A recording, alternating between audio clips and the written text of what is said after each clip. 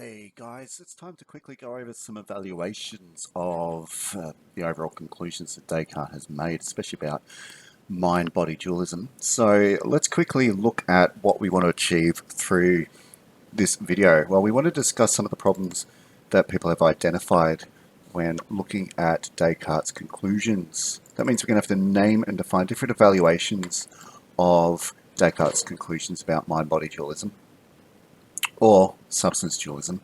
And then we want to prepare for a discussion about other evaluations. So things that we aren't going to cover directly in the video. There are going to be some evaluations that we probably should talk about in class because they might be a bit more easily understood if we do it in an interactive way. And then we're going to assess the validity of the evaluations that we did cover in the video, all right? So I guess what I need you to do is to draw a diagram that explains how cause and effect works. The reason for that is, well, it'll become apparent when we look at the connection between the mind and the body. Just write these down, and then score yourself, and then pretty please with the cherry on top, do your APK. Alright, so in the textbook, we've got a bit of an outline of a standard form argument, a series of standard form arguments that can be combined to generate one overall argument that kind of sums up the mind-body position or the mind-body dualism that is explained by or outlined in the sixth meditation, all right? So it's on page 45 of the textbook, and I'm doing it in a visual summary, but you can always go to page 45 if you want the worded summary of this argument. All right, so the mind is a spiritual substance, and another way of saying that is that it is a thinking thing, right? And it has no extension, it has no shape in the 3D universe. It's simply a thinking thing, a thing that thinks, and it exists according to Descartes as a spiritual substance, okay? Whereas the body is a physical thing. It has physical substance, which means it has shape, it has extension, it has location, and all the other properties that have been ascribed to a physical object. Therefore, as we can clearly say, the two are distinct. The mind cannot be the body, and the body cannot be the mind. They're of different substance, totally different qualities. However, and this is a problem that's been identified by people, in order for this whole system to work, the mind must somehow interact with the body, all right? But the problem with this mind-body dualism is because they have nothing in common, where's their point of contact with each other in order to generate cause and effect? And that is one of the major problems that's been identified in mind-body dualism. The mind cannot interact with the body because they have nothing in common, so they have no point of contact where they can cause and affect each other. Okay, so take a note, that's a pretty important way of looking at the mind-body dualism problem. So I don't know if I've mentioned it before, but Descartes is an interactionist. He believes that the mind interacts with the body and the body interacts with the mind. That happens. The two have a cause and effect relationship with each other. But from a scientific point of view, the physical universe is a completely closed off system of which the mind shouldn't have access to. So where is the point of contact? Where do they actually come into contact with each other and therefore have the capacity to influence each other? So Descartes, in his sixth meditation, kind of implied this idea of interactionism, i.e. the mind interacts with the body. And he realized that it's a bit of a problem. We've got two completely different substances. How do they actually interact with each other? And for some strange reason, he picked this really arbitrary part of the brain called the pineal gland. Now, it had to do with his understanding of science at that time, but it seems to us really, really crazy. But he said the pineal gland is where the mind communicates with the body and the body communicates with the mind, and that's where the interaction happens. But from our point of view, from anyone's point of view, we could say, look, why the pineal gland? It could be any other body part, or, you know. So why is that actually the case? And it's actually really weak. Nobody would say this problem is solved by Descartes identifying the pineal gland. Take a note.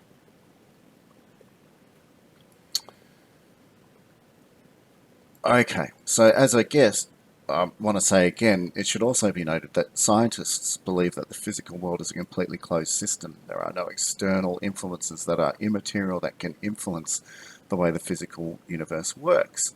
So again, how do you describe, or um, how do you, what's what I'm looking for, how can you explain this interactionism, which Descartes is a big fan of? Take a note. Some people have said there are other solutions. One of them is developed by this guy over here called Leibniz. And it's kind of a form of what we call parallelism, which basically says that interaction is actually an illusion. And our man here, Leibniz, kind of responds to what Descartes says by saying, look, physical events and mental events occur in perfect harmony to create the illusion of interaction. But there is no real interaction, all right? So God, right, coordinates the physical and mental world in order to make it look like it's happening, or that there is some kind of causation between the two, but they're not. They're not actually influencing in any way. Take a note. So this parallelism, explained by this guy called Leibniz, is also known by what he calls his theory of monads, and you might want to do some additional research to look that up, okay? Of which the I would be a monad. Now, some people said, oh yeah, this is pretty good, but we can kind of modify it slightly and say there are occasions where the physical and the mental do actually interact with each other, but that requires God to be like the causal bridge between the two different realms of reality. God is the bridge, or makes the causal bridge between the mental and the physical, and vice versa. And that's called occasionalism, so just take a note. So then we've got this kind of idea that of epiphenomenalism, and look, to me, I don't know, I really looked for something outside the textbook to kind of go a little bit further, but I guess we're so stuck in a scientific age. The only definition of epiphenomenalism that I could find was basically that mental states do occur and they can't be reduced to the physical states of the brain. However, they have no causal influence over what the brain does or the material world. Now, I was looking for a theory that said that mental states emerge out of the brain's interaction but then have causal effects, but I couldn't actually find one. Epiphenomenalism, from our point of view, because we need to stick to the textbook, will be defined as an emergent property of consciousness or the mind or the mental state comes out of the brain, but it has no impact on the material world. Take a note. Right, so we've got these different kind of ways of looking at the mind-body problem, which try to address that problem of interactionalism, where there's no common ground between the two different substances. So how do they interact? There are other theories that we're actually going to discuss in class that try to address the problem as well. So we need to look at Leibniz's identity theory, which basically says that if X and Y are different in any particular way, then they cannot be identical. So you could argue that if the mind is different to the body, then they cannot be identical to each other, so they must be different. Yeah? And some people say this is a great argument to support dualism. Other people say, no, it sucks because it's just not logical. I.e., can Clark Kent and Superman be the same person? Then we've got Ryle's critique. And Ryle's critique is based on, let's have a quick look-see.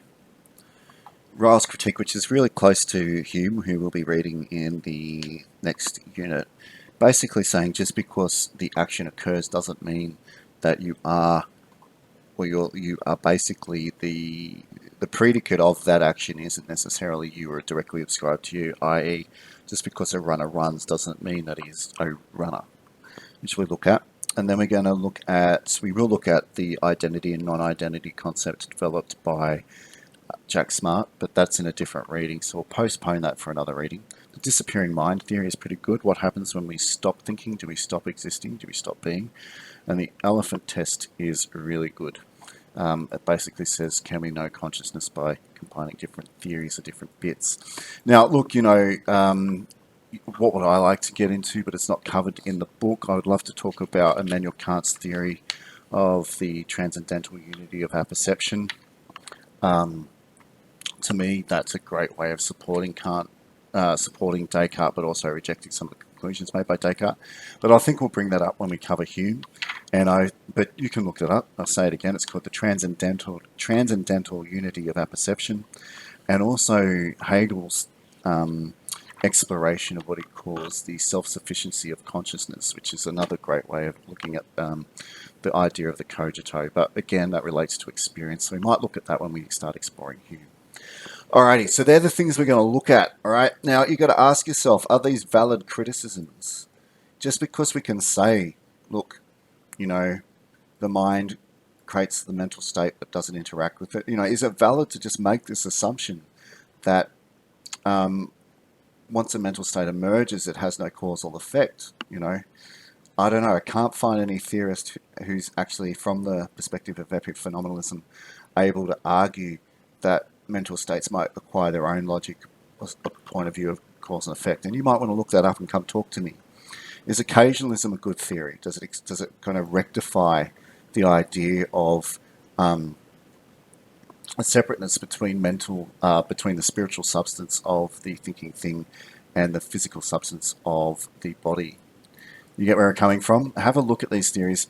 Just write down a couple of paragraphs of reflection, because when you do that, you are commenting on what's called validity, and that's really important. We need to know whether or not you think the theory is valid. Not necessarily what it is, but if you think it is valid. Alright, so have we named and defined different evaluations? Yes, we have. Parallelism, occasionalism. We've got the different theories we're going to explore in class. We've also got the actual idea of what interaction is and is. We've got the two ideas of the spiritual and physical substance that belong to the body and to the mind. So all these ideas are just being thrown about. Are we preparing for a discussion here? I gave you a brief introduction to each of these terms here. Are we going to assess the validity of these evaluations? Of course we are. You're going to write a couple of paragraphs in a minute which really do reflect on whether or not you think it's valid to make these conclusions, or it's valid to make these criticisms of Descartes' theory. Alrighty, so thank you very much for listening. I hope that made a lot of sense.